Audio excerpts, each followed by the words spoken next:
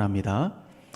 여러분도 뉴스를 봐서 아시겠지만 며칠 전에 한 지자체에서 축제가 열렸는데 옛날 과자를 한 봉지에 7만 원에 파는 그런 장면이 TV에 나왔습니다.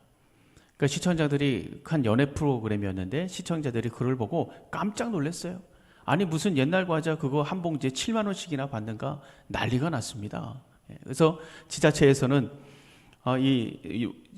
여론이 막 악화되니까 심해지니까 부랴부랴 이 지자체에서 대국민 사과까지 하지 않았습니까? 이건 뭐 바가지 논란이다, 바가지다 뭐 이러면서 난리가 났었어요. 그래서 같은 상인들도 그 가게를 보면서 이거는 전형적인 바가지다, 이건 뭐 호구잡이 판매다 뭐 이러면서 이 비난을 하고 또 여러 가지 말이 오가고 했습니다. 근데 이 업종에서 굉장히 유명한 분이 있어요. 과자왕이라고. 근데 이분이 또 SNS에 또 글을 올렸어요. 단가가 100g에 1,500원이라는 거예요. 그런데 축제라고 해가지고 단가를 100g에 4,599원에 판다는 것은 이건 완전히 뭐 칼만 안 들었지, 이건 강도다 강도, 이러면서 SNS에 또 글을 올렸습니다. 해당 상인이 사과했죠. 근데 이 사과하면서 무슨 말을 했냐면, 코로나 때문에 먹고 살기 힘들어가지고 내가 단가를 그렇게 높일 수밖에 없었다, 이렇게 또 올리니까 거기에 대해서 또 여러 가지 말이 있었어요. 또 이분이 뭐라고 또 얘기를 했냐면, 나는 16년 동안 장사하면서 코로나19도 이겼고 불경기도 이겼다. 안 팔려도 팔고 안 남아도 팔고, 그래야 손님들이 다음에 또 온다. 손해를 봐도 장사를 해야 손님들이 다음에 또 온다. 계속해서 변명하면 과자 단가를 완전히 내가 다 공개해버리겠다, 이렇게 SNS에 또 올리셨더라고요. 그러면서 뭐라고 덧붙였냐면, 오늘만 날이 아니다. 내일 구름이 뜨면 그 다음은 해가 뜬다. 장사가 안 되는 날도 있고 장사가 되는 날도 있다. 바가지, 호구 장사, 민폐 장사, 내가 근절할 때까지 앞장설 것이다. 이렇게 글을 올렸더라고요. 여러분, 이런 일이 벌어진 이유가 뭐겠습니까? 그 밑바닥에는 이제 인간의 욕심이 있는 거죠. 욕심. 그러니까 욕심을 부리다가 자신은 물론이고 그 축제 이미지가 완전히 망가졌어요. 여러분, 그 축제에 누가 가겠습니까? 아주 큰 손해, 전체 상인이 다 손해를 보게 된 거 아니겠습니까? 그래서 우리가 욕심을 부리면 많은 것을 얻을 것 같지만 결국에는 다 잃어버린다. 이거 우리가 상식이죠. 그래서 디모데전서 6장 10절에도 이렇게 말해요. 돈을 사랑함이 일만 악의 뿌리가 되나니 이것을 탐내는 자들은 미혹을 받아 믿음에서 떠나 많은 근심으로 자기를 찔렀도다. 그러니까 욕심을 부리는 것이 결국에는 자기를 찌른다라는 말씀 아닙니까? 돈을 사랑한, 돈이 악의 뿌리가 아니에요. 여러분, 우리 착각하시면 안 됩니다. 돈이 악의 뿌리가 아니라 뭐가 악의 뿌리다? 돈을 사랑하는 것. 돈을 사랑하는 것이 악의 뿌리다라고 말씀하시고 있어요. 왜냐하면 이 돈을 사랑하는 그 탐욕과 욕심은 가지면 가질수록 더 욕심을 부리게 돼요. 왜요? 인간은 인간의 욕심은 이 돈으로 채울 수 있는 것이 아니기 때문에 그래요. 그래서 욕심이 자라게 되면 그것이 죄가 되고, 또 죄가 자라게 되면 사망으로 이어진다라고 성경에서 말씀하고 있지 않습니까? 그러니까 우리가 가진 이 욕심을 통제하지 않으면 결국에는 그 욕심이 우리의 삶을 잡아먹는 거예요. 망가뜨리고 우리 인생을 망가뜨리고 주저앉게 만드는 것이 바로 이 욕심이다 라고 성경에서 우리에게 경고하고 있지 않습니까? 그래서 우리는 뭘 사랑해야 되냐? 돈을 사랑하는 것이 아니라, 내가 갖는 거, 이걸 사랑하는 것이 아니라, 권세, 명예 이런 것을 사랑하는 것이 아니라 너희들이 하나님을 사랑해야 된다라고 성경은 말씀해 주시고 있습니다. 그래서 마태복음 6장 24절에 보면 이렇게 말씀하시잖아요. 한 사람이 두 주인을 섬기지 못할 것이니 혹 이를 미워하고 저를 사랑하거나 혹 이를 중히 여기고 저를 경히 여김이라. 너희가 하나님과 재물을 겸하여 섬기지 못하느니라. 둘 중에 하나지 두 개를 겸해서 섬기지 못한다, 이렇게 말씀해 주시고 있습니다. 오늘 본문에 보면 이 부분에 있어서 실패한 사람이 한 사람이 나와요. 누굽니까? 가룟 유다죠. 여러분, 이 가룟 유다의 실패를 막기 위해서 마지막 순간까지 몸부림치셨던 예수님의 모습을 오늘 본문에서 볼 수가 있습니다. 우리는 이 예수님의 모습을 보면서 어떤 삶을 살아야 되는가? 다시 한번 다짐하고 결단하는 은혜가 있기를 주님의 이름으로 축원합니다. 자, 첫 번째, 타락한 욕망을 회개하라. 예수님은 지난 3년 동안 가룟 유다를 데리고 다니면서 많은 걸 가르쳐 주셨어요. 제자들과 함께 하면서. 그래서 자기 욕심에서 벗어날 수 있도록 여러 번 기회를 주셨습니다. 그리고 그 마지막 식사 자리에서 기회를 주시고 있는 것을 우리가 볼 수가 있어요. 이 가룟 유다에게 18절 말씀 한번 보세요. 우리가 읽지 않았는데 그 위에 18절 말씀 이렇게 말합니다. 내가 너희 모두를 가리켜 말하는 것이 아니니라. 나는 내가 택한 자들이 누구인지 알미라. 그러나 내 떡을 먹는 자가 내게 발꿈치를 들었다 한 성경을 응하게 하려는 것이니라. 내 떡을 먹는 자가 발꿈치를 들었다? 발꿈치를 들어서 내 집을 나갔다는 얘기입니다. 그 말씀을 응하게 하신다라고 말씀하고 있어요. 그러니까 이 말씀은 어디 말씀이냐면 시편 41편 9절 말씀이에요. 41편 9절. 거기에 이 말씀이 있습니다. 이 말씀이 뭐냐면 다윗이 배신당하고 그 아픔 때문에 경험한 그 처절한 고통, 이거를 시로 쓴 시편이죠. 다윗이 자기 아들 압살롬에게 배신을 당했잖아요. 그걸 얘기하는 겁니다. 그리고 정말 고통스러운 일은 뭐냐면 그것을 뒤에서 조종하고 음모하고 꾸미고 도와준 사람이 있어요. 그 사람이 누구냐면 아히도벨입니다. 근데 이 아히도벨이 누구냐? 다윗이 정말 신임하고 사랑했던 다윗의 참모였어요. 근데 이 참모가 배반을 한 거예요. 그러니까 다윗의 떡을 먹던, 다윗의 수하에 있던, 다윗이 사랑하던 이 아히도벨이 배반한 겁니다. 그런데 압살롬을 조종해서 이 사람이 구테타를 이기고 왕위를 빼앗은 거예요. 그럼 얼마나 다윗이 가슴이 아팠겠습니까? 자기가 그렇게 철떡같이 믿었던 자기의 이 신복이 나를 배반하다니. 결국에는 어떻게 됩니까? 압살롬에게 버림을 받고 고향으로 가서 자결을 합니다. 여러분, 예수님께서 이 말씀을 왜 인용하시겠어요? 다 아시는 거죠. 가룟 유다가 듣기를 바라시는 거예요. 가룟 유다를 끝까지 포기하지 하시는 거죠. 너 돌아와라. 결국엔 너 이렇게 된다. 돌아와라. 이걸 말씀하시는 거 아니겠습니까? 19절 보세요. 지금부터 일이 일어나기 전에 미리 너희에게 일러두면 일이 일어날 때에 내가 그인 줄 너희가 믿게 하려 함이라. 그러니까 일이 일어나기 전에 미리 말씀하시는 이유가 뭐냐? 이 가룟 유다의 배신을 막기 위한 거예요. 배신을 막기 위해서 지금 계속 언지를 주시는 거죠. 그리고 또 한 가지, 예수님께서 죽으신 이후에 예수님이 이 모든 고난과 배신들을 모르고 당한 것이 아니라 그 모든 것을 알면서도 기꺼이 고난을 당하신 것이다. 그러니 예수님은 진짜 메시아시다. 이것을 믿게 하기 위해서 미리 말씀하시는 것이다 라고 지금 말씀하시는 것입니다. 그리고 오늘 본문의 21절 보세요. 거기 보면 제자들의 발을 씻겨주신 이후에 정말 괴로운 심정으로 예수님께서 또 말씀하십니다. 21절 우리 다 같이 한번 읽어보겠습니다. 21절 시작.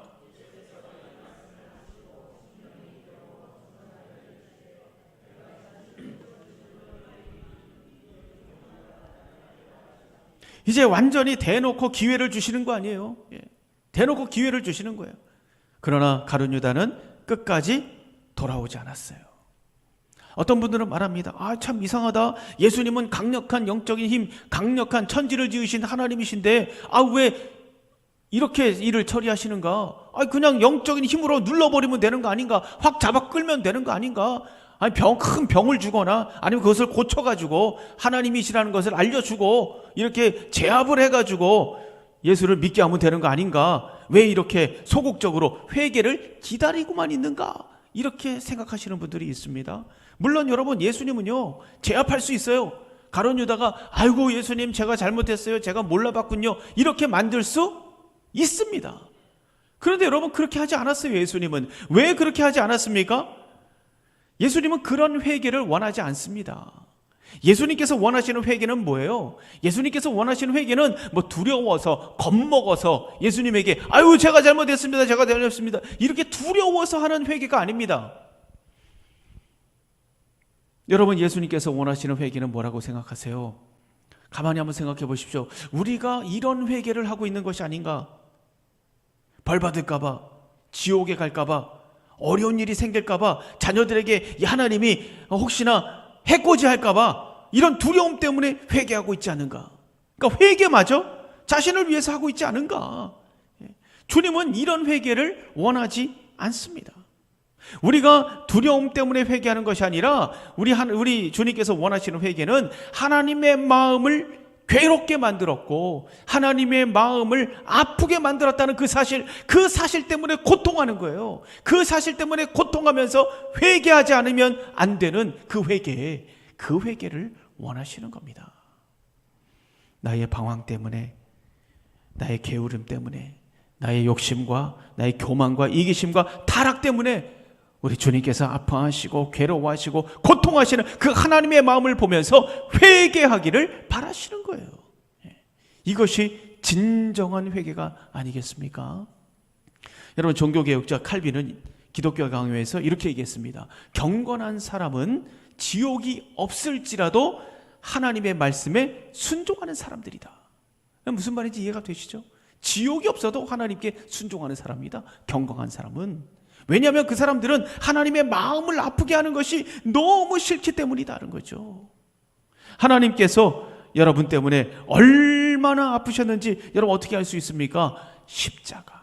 십자가를 보면 알 수가 있습니다.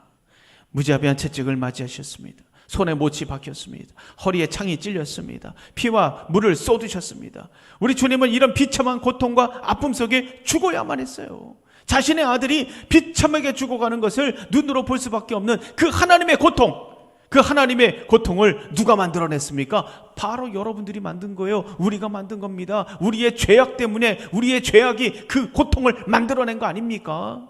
이것을 우리가 안다면 어떻게 하나님의 마음을 우리가 생각하지 않을 수가 있겠습니까? 주님은 우리에게도 끊임없이 기회를 주시는 거예요. 가룟 유다에게 끊임없이 끝까지 기회를 두셨듯이 우리에게도 지금 기회를 주시고 있습니다. 오늘이 마지막인 분이 있을 수 있어요. 내일이 또 마지막인 분들이 있을 수 있습니다. 이 기회를 거두시는 때가 온다는 것을 여러분 기억하셔야 돼요. 진정한 회개는 징계나 심판에서 오는 두려움이 아니라 하나님의 마음을 아프게 만들었다는 그 통곡, 여기에서 나오는 회개예요. 주님은 가룟 유다가 이런 회개를 하기를 계속해서 기다리고 계시는 거죠. 진정한 회개를 받고 싶으셨던 겁니다. 오늘도 하나님은 우리의 회개를 기다리고 계십니다. 참된 회개를 가지고 하나님 앞에 나가세요. 하나님을 만나세요. 하나님을 경험하시기 바랍니다. 그래서 하늘의 기쁨과 소망으로 살아가는 저와 여러분이 되기를 주님의 이름으로 축원합니다. 자, 두 번째는요, 거룩한 욕망을 가지라는 겁니다. 거룩한 욕망을 가져라. 저는 이 말씀을 보면서 사람의 죄악이 정말 지독하다. 예수님은 가룟 유다에게 계속해서 언지를 주고 있지 않습니까? 기회를 주시고 있습니다. 예수님이 무슨 말씀을 하고 계신지 다른 제자들은 몰랐지만 이 가룟 유다는 분명히 알고 있었을 거예요. 아, 저거 나보고 얘기하는 거구나. 마음에 찔림이 있지 않았겠습니까? 22절 보세요. 제자들이 서로 보며 누구에게 대하여 말씀하시는지 의심하더라. 서로 저거 누구한테 얘기하는 거야? 누가 예수님을 판다는 거야? 이러면서 서로 얘기를 했다라는 거예요. 의심했다라는 겁니다. 근데 여기 한번 가면 보세요. 이 중에 가룟 유다도 있었을 거 아니에요. 자기가 아닌 척하고 누구야 라고 말하는 이 가룟 유다의 모습이 보이지 않습니까? 얼마나 가증합니까? 마태복음에 보면 가룟 유다가 물어봅니다. 라삐요, 내니까?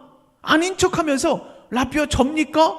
라고 말했다고 마태복음에서는 기록하고 있습니다. 가룟 유다는 끝까지 자기의 마음을 바꾸지 않았고 오히려 자기를 위장하기 위해서 더 애를 쓰는 모습을 우리가 볼 수가 있습니다. 자, 왜 그랬을까? 왜 마음을 바꾸지 못했을까? 왜 멈추지 못했을까? 왜 돌이키지 못했을까? 여러분, 이 가룟 유다는요, 상당히 유능한 사람이에요. 유능한 사람이었다는 걸 우리가 짐작해 볼 수가 있어요. 다른 제자들은 일평생 이 갈릴리 지역 여기를 벗어나지 못했습니다. 거의 다가. 그런데 이 가룟 유다는 어디 출신입니까? 저 남쪽에서 태어난 남쪽 출신이에요. 그래서 북쪽에 있는 이 갈릴리까지 온 사람입니다. 그러니까 아마도 이 사람은요, 다른 제자들보다 세상 물정에 대해서도 밝았을 겁니다. 그리고 뭘 맡았어요? 돈꾀를 맡았습니다. 돈꾀. 회개의 능력이 뛰어났죠. 예수님의 제자 중에 세리도 있었습니다. 여러분, 세리가 얼마나 돈에 밝겠어요? 세리 마태가 있었지 않습니까? 그런데 이 세리 마태를 제쳐놓고 누가 회개를 맡았다고요? 이 가룟 유다가 이 회개를 맡았지 않습니까? 그만큼 이 돈에 밝은 거예요. 계산이 빠른 사람이고 머리 회전이 좋은 사람입니다. 그리고 돈꾀를 맡았다라는 것은 믿을 만한 사람이라는 거죠. 그 공동체에서 인정받는 사람이에요. 인정받는 사람. 그러니까 돈꾀를 맡았죠. 제자들의 신뢰를 받고 있었다는 걸 우리가 알 수가 있어요. 그러니까 이 초반에 누구보다 예수님을 열심히 따라다녔다는 것을 우리가 알 수가 있습니다. 하지만 이 가룟 유다의 열심 속에는 뭐가 있었습니까? 철저히 자기 욕심이 있었던 거예요. 자기 욕심. 말씀을 전하실 때마다 감동을 받습니다. 기적을 행하시고 신비한 능력을 행하시고 사람들이 열광을 합니다. 그때마다 가룟 유다는 생각했을 거예요. 야, 바로 이분이다. 바로 이분이야. 이분을 모시고 있으면 세상을 바꿀 수 있다. 로마를 물리치고 독립할 수 있어. 이런 희망과 소망이 잔뜩 들어가 있었던 거예요. 잔뜩. 그러나 시간이 지날수록 이상한 방향으로 흘러가는 거예요. 예수님은 자꾸 죽음을 예고합니다. 고난이 고난받아야 된다 어쩐다 자꾸 얘기합니다. 자꾸 이 사역이 액티브하게 흘러가야 되는데 정적으로 흘러갑니다. 가룟 유다는 마음이 점점 조급해지는 거예요. 그 오병이어 기적이 일어났을 때도 엄청나게 많은 사람들이 몰려왔지 않습니까? 그러면은 그때 이 예수님께서 왕으로 등극할 수도 있었어요. 사람들이 왕으로 막 모시려고 했잖아요. 그럼 그 기회를 탁 잡아가지고 뭔가 거사를 만들어냈어야 되는데 이 사람들에게 이상한 소리를 해가지고 다 떠나가게 만들었지 않습니까?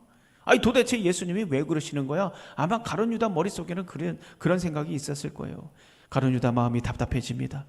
예수 공동체가 성장해야 되는데 맨날 12명, 그 핵심 멤버가 점점 늘어가지고 세를 좀 늘려가야 되는데 맨날 12명 가지고 그냥 왔다 갔다 하니까 얼마나 답답하겠어요? 성장에는 예수님이 관심도 없는 거예요. 힘이 있어야 세상을 바꿀 텐데 이게 도대체 예수님이 왜 이러나?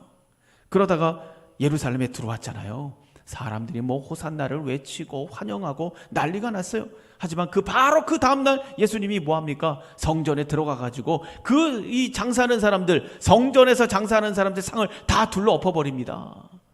그러면서 내 아버지 집을 강도의 소굴로 만들지 말라. 종교 지도자들, 사람들, 그 마음이 점점점 예수님을 떠나기 시작했어요. 예수님에게 등을 돌리기 시작했습니다. 여러분, 세상을 바꾸겠다는 가룟 유다의 심정이 어땠을 것 같습니까? 이거 아닌데? 예수님을 바라보면서 잔뜩 소망했던 그 희망과 그 기대가 절망으로 변하기 시작했습니다. 배신감으로, 절망으로 변하기 시작한 거예요. 여러분, 제자는 스승을 순수하게 믿고 따라가는 거죠. 스승처럼 되기 위해서 따라다니는 거 아니겠습니까?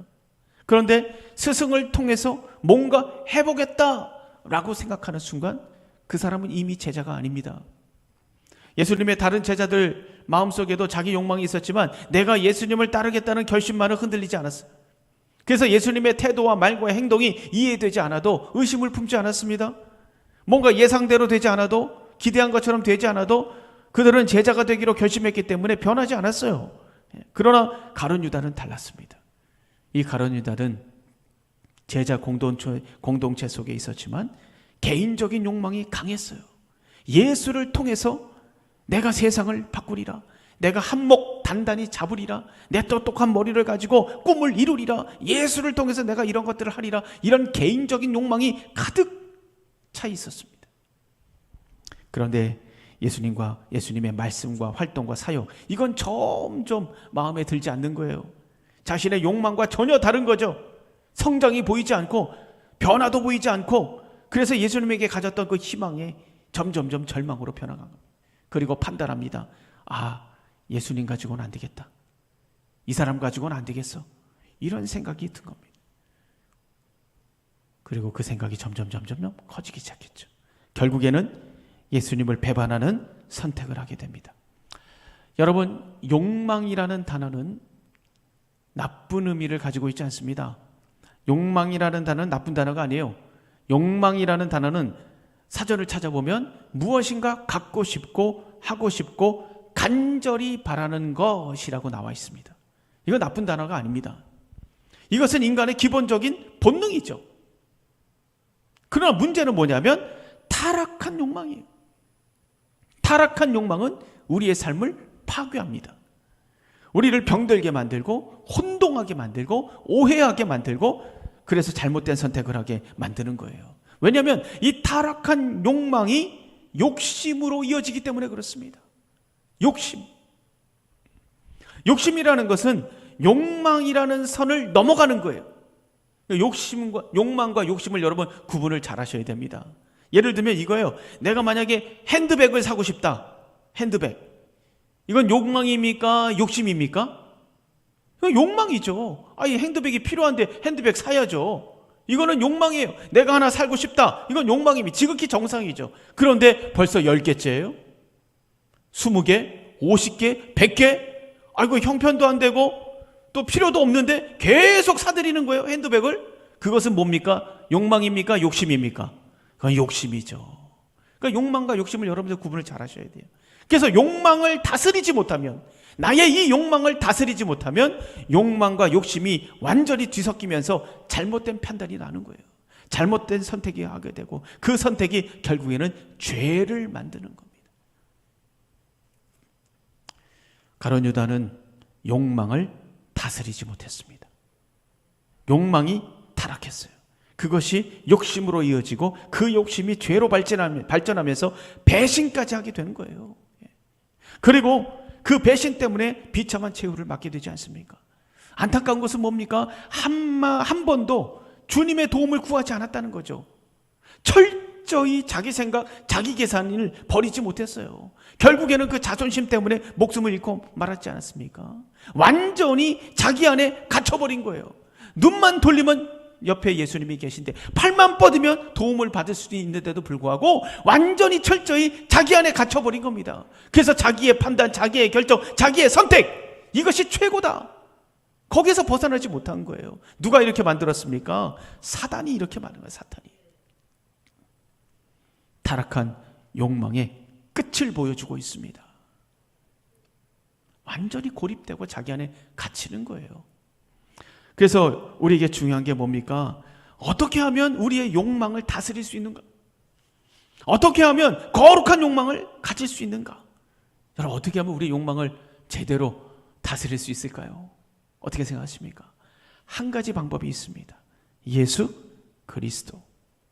예수 그리스도의 뜻을 같이 하고 예수 그리스도와 마음을 같이 하고 예수 그리스도의 소망을 갖고 예수 그리스도의 욕망을 갖는 거예요. 왜냐하면 예수 그리스도 안에 거룩한 욕망이 가득하기 때문입니다. 예수님의 거룩한 욕망은 하나님에 대한 욕망이에요.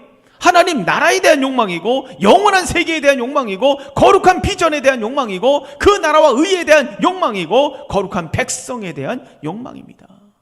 이렇게 예수님께서 가지신 욕망으로 나를 훈련할 때 다른 모든 욕망들이 정리정돈이 되는 거예요.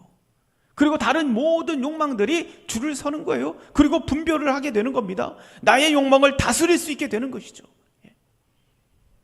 여러분, 이 거룩한 욕망은 아무리 커져도 욕심으로 이어지지 않습니다. 아주 안전합니다. 여러분, 고린도전서 10장 31절 뭐라고 얘기합니까? 이렇게 얘기하죠. 그런즉 너희가 먹든지 마시든지 무엇을 하든지 다 하나님의 영광을 위하여 하라. 이 말씀을 가만히 한번 보세요. 이 말씀이 뭘 얘기하는 겁니까? 예수님의 거룩한 욕망을 가지라는 얘기예요. 그렇지 않습니까?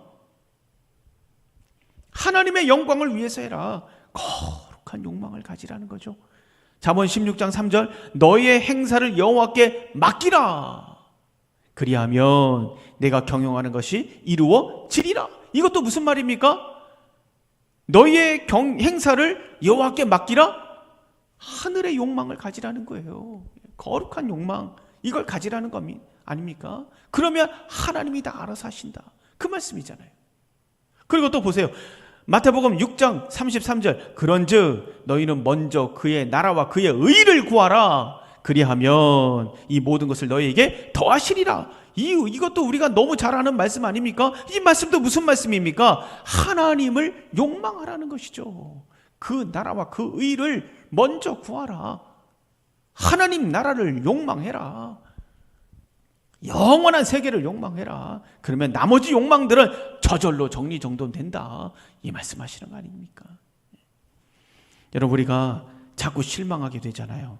자꾸 불평이 나오고 섭섭한 마음이 커지고 또 교회를 비난하고 교회를 멀리하게 되고 점점 내 인생 타령, 내 인생 이해가 안 되고 되는 일은 없고 해놓은 것은 없고 그러면서 마음이 무너지고, 왜 이런 마음들이 자꾸 반복이 되는 이유가 뭡니까?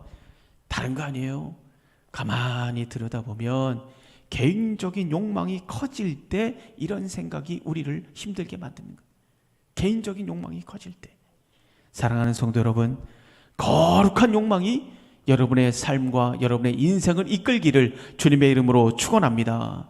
생각해 보세요. 우리가 하늘의 영광을 보고 있다면, 우리를 위해 준비하신 영원한 세계를 보고 있다면, 우리를 향한 하나님의 지극한 사랑을 보고 있다면, 우리가 누릴 영원한 기쁨과 행복과 축복을 우리가 두 눈으로 보고 있다면, 그렇다면 우리는 그럼에도 불구하고 기뻐할 수 있는 거예요. 소망할 수 있습니다. 이해할 수 있고 용서할 수 있고 섬길 수 있는 거예요. 그 찬란하고 영원한 그 세계를 보지 못하기 때문에 자꾸 개인적인 욕망이 올라오면서 내가 끌려가는 거 아니겠습니까? 오늘 여러분의 눈을 열어 하늘을 바라보시기를 주님의 이름으로 축원합니다. 여러분, 감리교를 창시한 존 웨슬레, 이 존 웨슬레의 동생 찰스 웨슬레가 있어요.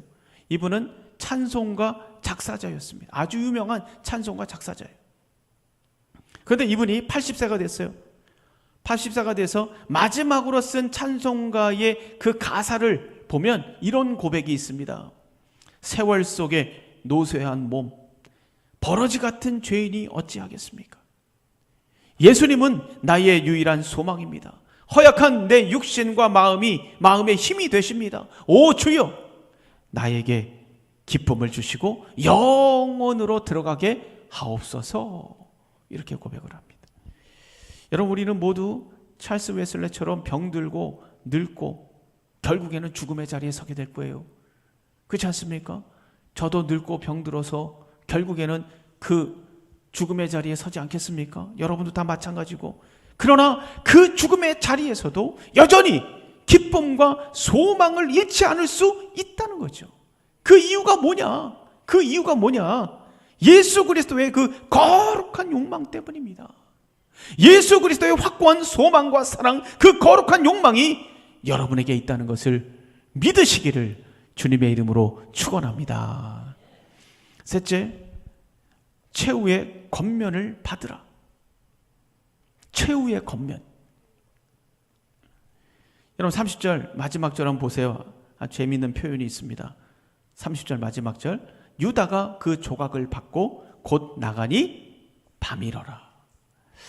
사도 요한은요, 시간적 배경을 밝히는 걸 굉장히 좋아했어요. 글을 보면. 그런데 요한이 제10시, 제6시 이런 표현을 쓰지 않고 그냥 밤이러라 라고 표현한 것은 참 특이한 표현이에요.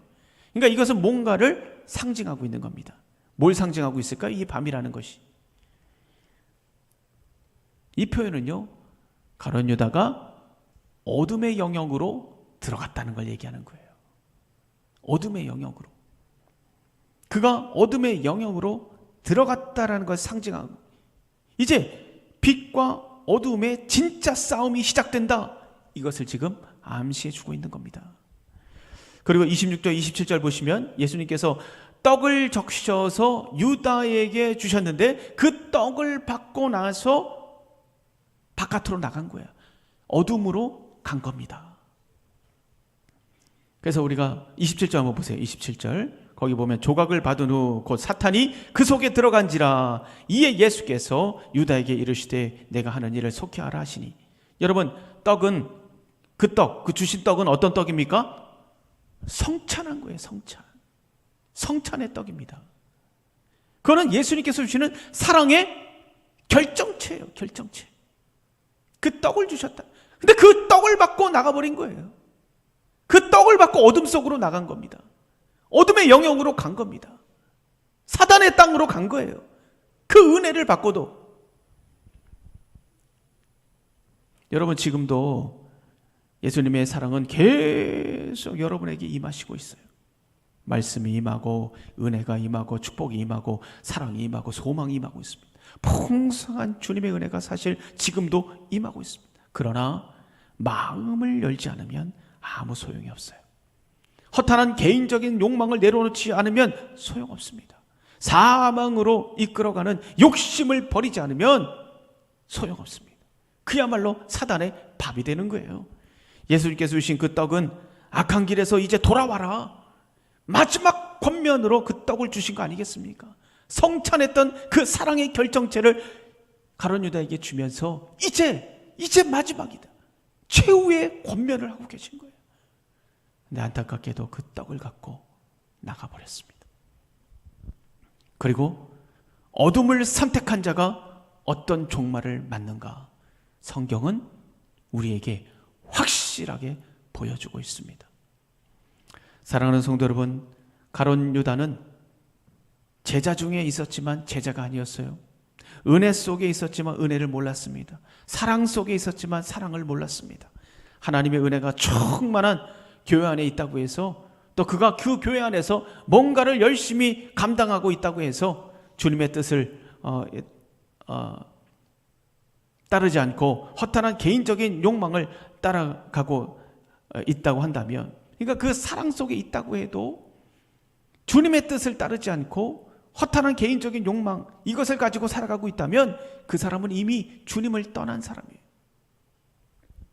오늘 주님은 우리에게 최후의 권면을 하고 계십니다. 여러분, 우리는 욕망의 사선에서 살고 있지 않습니까?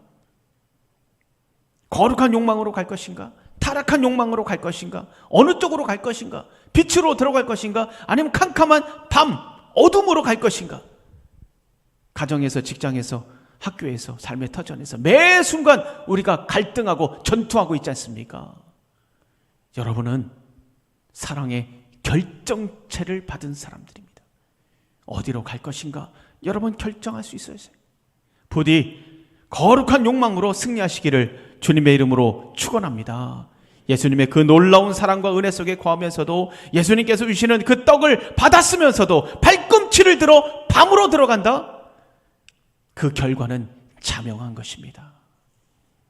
여러분, 이랜드의 박성수 회장 잘 아시죠? 이분은 1997년에 외환위기 IMF가 왔을 때 자금이 돌지 않아서 회사가 부도 위기에 처했어요. 그래서 금식기도 하면서 애를 썼습니다. 근데 해결이 안 됐어요. 은행에서 부도가 날 수 있으니까 회장님 피신하는 게 좋을 것 같습니다, 이런 얘기까지 들었다고 그래요. 그런데 부도가 나기 직전에, 바로 직전에 기적적으로 외국인 투자자가 나타난 거예요. 그래서 살아난 거예요. 살아났어요. 예. 은행도 놀랄 만한 금액을 가지고 온 거예요. 그런데 이 투자자가 이 회사에만 투자한 게 아니고 다른 회사에도 투자하려고 돈을 엄청나게 가지고 왔대요. 그런데 이 회사에만 투자하고 다른 회사에는 투자를 하지 않는 거예요. 그래서 물어봤대요. 아니, 왜 우리 회사에만 투자하고 다른 회사는 투자하지 않습니까? 투자하려고 가지고 있는 돈이 많은데.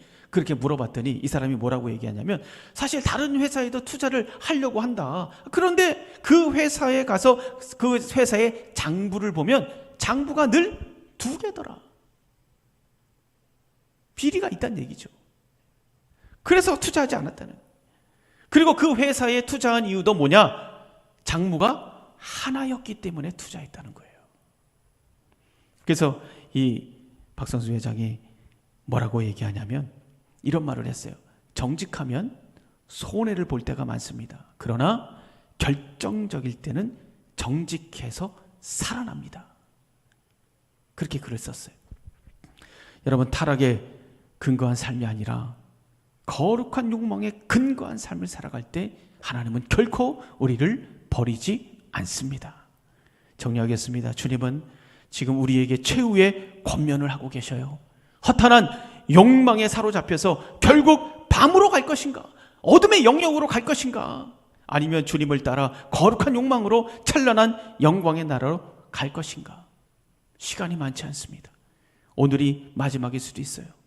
부디 거룩한 욕망을 가지고 예수 그리스도를 따라가는 신실하고 정직한 삶을 사시기를 주님의 이름으로 축원드립니다.